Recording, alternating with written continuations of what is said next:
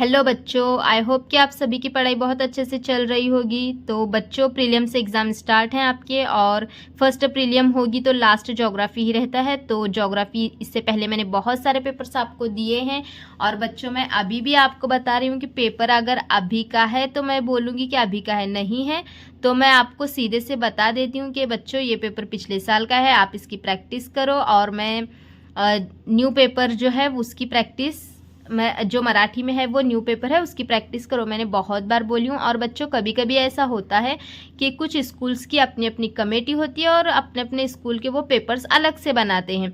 तो अभी हर स्कूल की अपनी अपनी कमेटी होती है तो वो पेपर्स कभी कभी अलग भी बना सकते हैं और कभी कभी ऐसा होता है कि सभी कमेटी मिलकर एक ही पेपर बनाते हैं। तो बच्चों मैं आपके लिए अभी के जो अभी पेपर हो रहे हैं वही आपके लिए लेकर आ रही हूँ, लेकिन अब वो स्कूल पर डिपेंड करता है।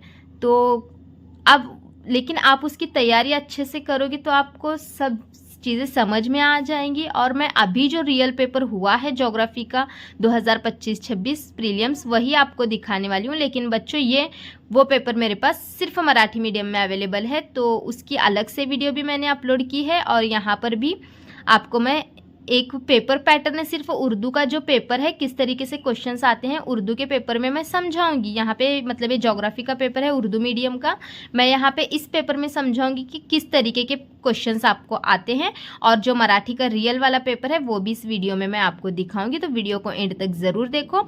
और मैं जिस तरीके से आपको बताती हूँ और इसमें भी मैं थोड़ा सा आपको ट्रांसलेट करके दे दूँगी कि क्वेश्चन आपको कैसे कैसे करना है।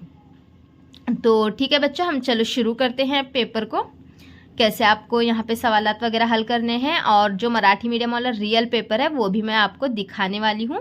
तो चलो बच्चों हम शुरू करेंगे। तो सबसे पहले देखो बच्चों, यहाँ पे पहला सवाल होता है मुनासिब मुतबादिल चुनकर जुमले मुकम्मल कीजिए। तो ये बच्चों महाराष्ट्र बोर्ड का ही पेपर है। तो यहाँ पे देखो किस तरीके से बच्चों ने यहाँ पे किया हुआ है, मैं इसको मिटाना भूल गई थी। तो यहाँ पे देखो किस तरीके से आई हेट दिस पेपर। शायद आपको भी ज्योग्राफी पसंद नहीं होगा क्योंकि बहुत से बच्चे पता नहीं क्यों लेकिन हिस्ट्री ज्योग्राफी से जो है नफरत करते हैं। लेकिन हिस्ट्री ज्योग्राफी बहुत इजी है क्योंकि हिस्ट्री ज्योग्राफी एक ऐसा सब्जेक्ट है जिसमें टेक्स्ट बुक के पीछे से ही सवालात आते हैं, बीच में से सवालात नहीं बनते बच्चों। तो यहाँ पे चलो मैं आपको बताती हूँ। और बच्चों अगर आप हिस्ट्री के मैंने इम्पोर्टेंट लेसन जो है अलग से वीडियो बनाई हुई है तो वहाँ पे जाकर आप देखेंगे तो 4 से 5 इंपॉर्टेंट लेसन मैंने बताए हुए हैं, वो भी आप कर लोगे तो आपको 40 आउट ऑफ 40 मिलना तय है। तो चलो अब पहले हम पेपर को शुरू करते हैं।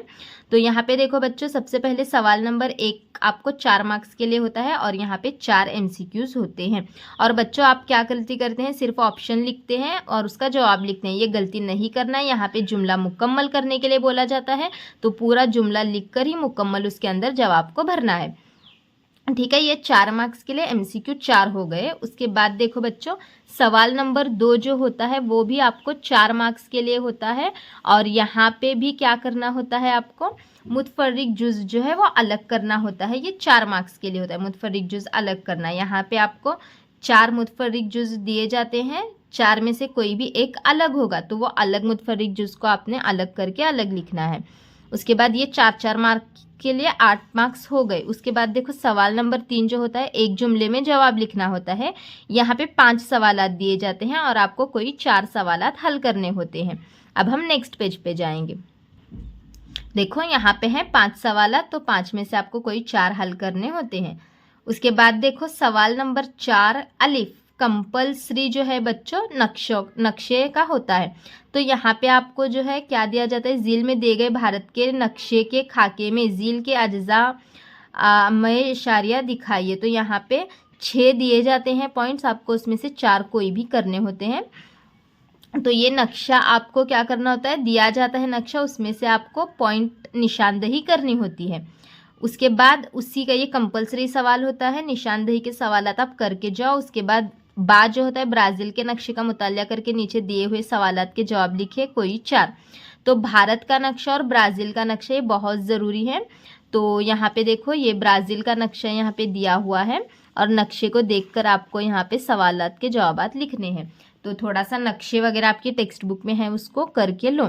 तो यहाँ पे चलो बच्चों हम देखते हैं नक्शे पर क्या क्या सवालात पूछे गए हैं। देखो यहाँ पे किस तरीके के सवालात होते हैं। आमद और रफ्त की कौन कौन सी किस्म के रास्ते नजर आ रहे हैं, यहाँ पे रास्ते पूछे गए, देखकर आप जवाब लिख सकते हैं। उसके बाद नुमाया तौर पर नजर आने वाले अहम शहरा कौन कौन सी हैं, तो अहम शहर इसमें से आप नक्शे में से देखकर लिख सकते हैं। यह आसान होता है सवाल, आप नक्शे का मुताल्या करके यहाँ पे लिख सकते हैं। थोड़ा बहुत टेक्स्ट बुक से तैयारी करके लो। उसके बाद देखो बच्चों नेक्स्ट सवाल नंबर 5। सवाल नंबर 5 में क्या होता है बच्चों, जोग्राफियाई वजूहात लिखिए कोई दो। तो ये क्वेश्चन कंपलसरी जोग्राफियाई वजूहात के लिए होता है। तो ये भारत के मशरकी साहिल पर कुदरती बंदरगाह कम है, हिमालय की बुलंद इलाकों में नबातात कम है, और जनूबी मशरकी ब्राज़ील की तरफ माहीगिरी का इलाका तैयार हुआ है। तो ये क्वेश्चन अभी भी आया है अभी के प्रीलिम्स के पेपर में, तो इसको भी करो और मैं बताती हूँ उस पेपर में से कौन कौन से करने हैं। ये कोई दो लिखने हैं, 4 सवाल दिए जाते हैं, कोई 2 लिखने होते हैं, और एक सवाल 3 मार्क्स के लिए होता है। एक सवाल 3 मार्क्स के लिए मतलब कि बच्चों आपको यहाँ पे कितने पॉइंट लिखने होंगे, एक जवाब के लिए 6 पॉइंट्स यहाँ पे लिखने होंगे। तो 6 पॉइंट्स आपको लिखना है एक जवाब के लिए, कोई 2 आपको उसमें से हल करने हैं। उसके बाद देखो बच्चों सवाल नंबर 6। सवाल नंबर 6 में अलिफ दर्जझील शुमारियाती मालूमात की मदद से खती तरसीम बनाइए और दर्जझील सवालों का जवाब लिखिए। सवाल नंबर 6 कंपलसरी तरसीम की होती है और इसकी खती तरसीम बनाना है और बनाकर इसके सवालात के जवाब भी आपको देने हैं। मुझे लगता है कि ये सवाल थोड़ा सा टफ होता है, इसको और का क्वेश्चन होता है। और का क्वेश्चन क्या होता है वो हम नेक्स्ट पेज पर देखेंगे। ये देखो बच्चों, उसे और का क्वेश्चन ये होता है कि 2 ग्राफ दिए जाते हैं और दोनों ग्राफ को देखकर आपको क्या है इसके सवालात के जवाब देने होते हैं, और ये सवाल इस तरीके का कंपलसरी होता है और सवालात आसान से होते हैं। यहाँ पे देखिए 6 सवालात हैं 1-1 मार्क्स के लिए। तो 1991 में भारत में ख्वांदगी की शरह क्या थी, तो यहाँ पे आप तरसीम को देखकर जवाब लिख सकते हैं। भारत और ब्राज़ील किस मुल्क की ख्वांदगी की शरह ज़्यादा है, तो आप दोनों ग्राफ का मुतालिया करो और ग्राफ का मुतालिया करके यहाँ से आप आसानी से इसके जवाबात को लिख सकते हो।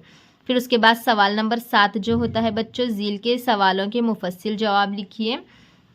तो ये एक सवाल इसमें 4 मार्क्स के लिए होता है और कोई 2 आपको इसमें से हल करने होते हैं। 4 मार्क्स के लिए सवाल मतलब यहाँ पे आपको 8 पॉइंट्स लिखने होंगे। तो देखिए पहाड़ी इलाके के लिए सवालनामा लिखिए, आसान होता है इसमें, एक सवाल तो बहुत आसान होता है। अभी के पेपर में जो सवाल आया है वो क्या है कि आप अगर इसके लिए ट्रिप के लिए वगैरह जा रहे हैं, सॉरी ट्रिप के लिए नहीं, किसी भी इलाके का मुतालिया करने के लिए आप जा रहे हैं, तो वहाँ पे आप कौन कौन से चीज़ें आपके साथ में रखोगे, और जो है आप उस जगह अगर समंदर के बाजू में आप जाओगे तो कौन सी बातों का ख्याल रखोगे, इस तरीके का सवाल अभी आया हुआ है। तो वो सवाल करो। और भारत और ब्राज़ील के महले वक़्वा और वसत पर ये नहीं, ये अभी तो नहीं आया है। भारत में ज़रात ये भी क्वेश्चन अभी नहीं आया है। अब मतलब ये आपके बोर्ड के लिए बहुत ज़्यादा इंपॉर्टेंट है, बोर्ड के लिए ये करो। लेकिन अभी प्रीलिम्स के लिए कौन से सवालात करने हैं मैं आपको वो पेपर में से बताती हूँ। चलो हम उस पेपर का मुतालिया करते हैं। देखो बच्चों यहाँ पे ये MCQs हैं 5, ये अभी का पेपर है, ये अभी 2026 में, अभी जनवरी में 26 में हुआ ही पेपर है ये। तो देखो बच्चों यहाँ पे आपको ये देखो ये MCQs हैं, आप इसको गूगल ट्रांसलेट से ट्रांसलेट कर सकते हो। लेकिन वैसे कुछ ज़्यादा इसमें ज्योग्राफी में होता नहीं है, नक्शे वगैरह हैं, आप देखकर समझ सकते हो। तो ये दूसरा सवाल है। उसके बाद नेक्स्ट दिखाती हूँ पेज आप। देखो बच्चों यहाँ पे ये एक जुमले में जवाब लिखना है और मैं इसको ट्रांसलेट करके बता रही हूँ। यहाँ पे हिमालयाच्या क्षेत्रात कोणत्या स्वरूपाचा पाऊस पडतो, तो हिमालय के वहाँ पे किस टाइप की बारिश गिरती है वो सवाल है। दूसरा सवाल रकबे के लिहाज से भारत का सबसे बड़ी रियासत कौन सी है, ऐसा पूछा गया है। और उसके बाद भारत का नंबर कौन से गोलार्धात में आता है, ऐसे वो सवाल है। उसके बाद वाहतुकीचा सर्वात स्वस्त मार्ग कोणता, यानी कि आमद रफ्त का सब में अच्छा जराए कौन से हैं, और ब्राज़ील की इकोनॉमिक पर ये 5वां सवाल पूछा गया है। उसके बाद देखो बच्चों क्वेश्चन नंबर 4, ये कंपलसरी आपको करना ही करना है। क्वेश्चन नंबर 4 यहाँ पे 6 पॉइंट दिए गए हैं, इसमें से 4 कोई भी आपको नक्शे में पॉइंट दिखाने हैं। उसके बाद देखो बच्चों यहाँ पे नक्शा दिया गया है, इस नक्शे को आप करके जाओ। इसका मैं एक बार आपको नक्शा दिखाती हूँ, फिर उसके सवालात दिखाती हूँ। देखो ये नक्शा है अभी के पेपर में आया हुआ ब्राज़ील का, तो ये वाला नक्शा आपको करना है और उसके सवालात मैं आपको दिखाती हूँ अभी। देखो बच्चों, यहाँ पे सवालात हैं। नकाशातील ये दक्षिणेकडील गावात प्रदेश कोणते, ये नक्शे को देखकर आपको सवालात पेपर में आज आएगा, तो नक्शे को देखकर आप ये सवालात के जवाब लिख सकते हो। ये तो आसान है, ये 4 मार्क्स के लिए होता है। उसके बाद देखो बच्चों, सवाल नंबर 5, यहाँ पे आपको जुग्राफियाई वजूहात लिखने हैं। तो बताती हूँ मैं आपको, जुग्राफियाई वजूहात को ट्रांसलेट करके देती हूँ। ब्राझीलचा उत्तर भाग घनदाट अरण्यांनी व्यापला आहे, तो ब्राज़ील के बारे में यहाँ पे पूछा गया है। और दूसरा सवाल जो है, भारत की इकोनॉमिक, भारत के मतलब भारत की जो आपको सवाल में बताई थी उस पेपर में कि माहीगिरी पर मुनस्सिर है। भारत के जो जुनूबी मशरिकी और ब्राज़ील की तरफ जो है, मतलब भारत की तरफ जो है वो माहीगिरी का पेशा अहम, मतलब वहाँ के इलाके में माहीगिरी का पेशा अहम है। तो ये भारत में माहीगिरी का पेशा अहम है, तो वहाँ की जो आमदनी है उसमें इजाफा क्यों करता है, ऐसे सवाल यहाँ पे पूछा गया है। उसके बाद जो है अंतर्राष्ट्रीय पर्यटक यानी कि जो सयाह हैं वो ब्राज़ील की तरफ क्यों मुतवज्जा हो रहे हैं, ये तीसरा सवाल है।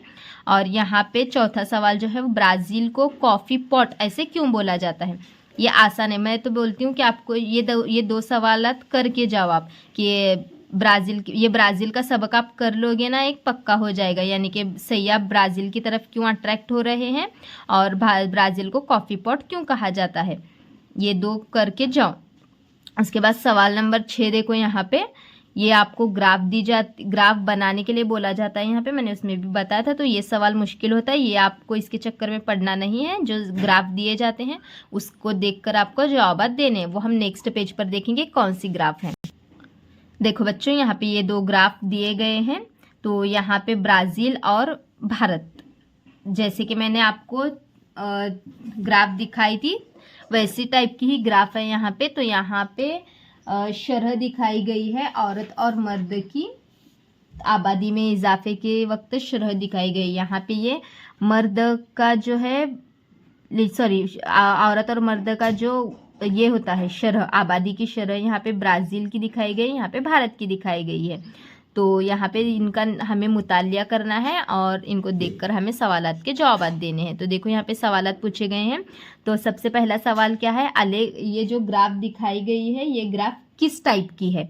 फिर दूसरा सवाल क्या है, देखो बच्चों, दूसरा सवाल, ये पहला सवाल क्या पूछा गया है, ग्राफ हमें क्या दिखाती है। तो ग्राफ हमें क्या दिखाती है, आबादी की शरह दिखाती है, मतलब मर्द और औरत की जो फी शरह है वो हमें बताती है यहाँ पे। उसके बाद ये ग्राफ की टाइप कौन सी है ग्राफ की, वो बताना है। उसके बाद 2011 में सबसे ज़्यादा जो शरह है तो वो कहाँ पे थी, 2001 में ब्राज़ील में किस तरीके से थी, और कहाँ पे कौन से साल में भारत में इजाफा हुआ है, और 1961 में सब में जो है वो लिंग गुणोत्तर कितना है करके ऐसे यहाँ पे पूछा गया है। 1961 का आपको यहाँ पे लिखना है। तो उर्दू में सवालात होते हैं, आप यहाँ पे ग्राफ का मुतालिया करके आसानी से लिख सकते हैं इसको।